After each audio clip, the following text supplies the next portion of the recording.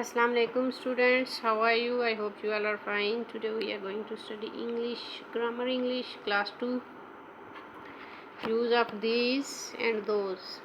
As we study before the use of this and that, I can tell you before this, ये, that mean वो.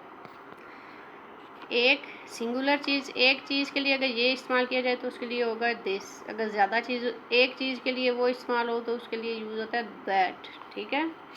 इसी तरह these और those वो होते हैं. दीज का मतलब ये ज़्यादा चीज़ों के लिए और दोज का मतलब होता है वो ज़्यादा चीज़ों के लिए.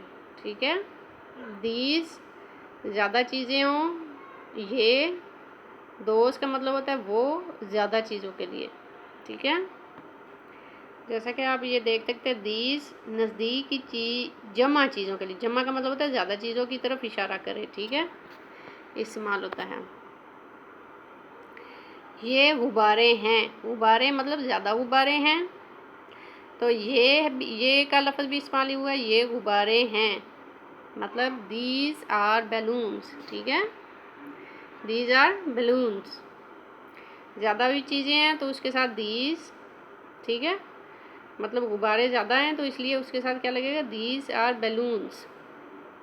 ये जूते हैं, ये ज़्यादा जूते हैं इसलिए इसके साथ क्या लगेगा, दीज. These are shoes.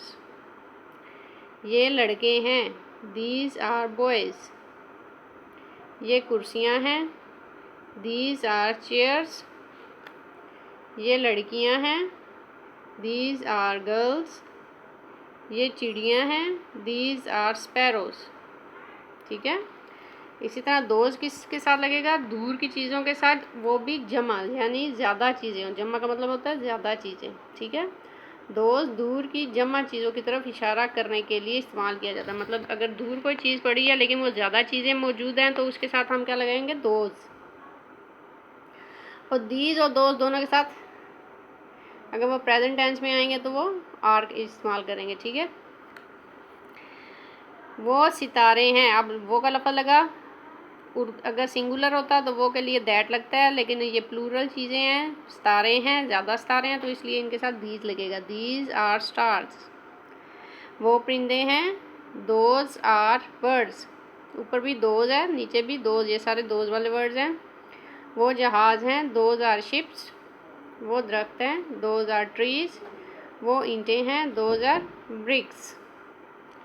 ठीक है बच्चों. अभी हम ये इसके मनफी इस्तेमाल को नहीं करेंगे जिसमें आर के बाद क्या लगेगा, नाट. अभी हम जस्ट इसकी दीज और दोज की जो यूजेज है वो ही आपको बता रहे हैं कि जो ज़्यादा चीज़ों के लिए अगर ये इस्तेमाल हो नज़दीकी चीज़ों के लिए तो वो दीज लगेगा, और ज़्यादा चीज़ें अगर दूर के लिए इस्तेमाल हो तो उसके साथ दोज लगेगा. ठीक है. आपने इनको अच्छे से याद करना है और अपनी कॉपीज़ पे भी नोट डाउन करना है. ठीक है. आज के लिए इंग्लिश बी का यही काम होगा. अल्लाह हाफिज़.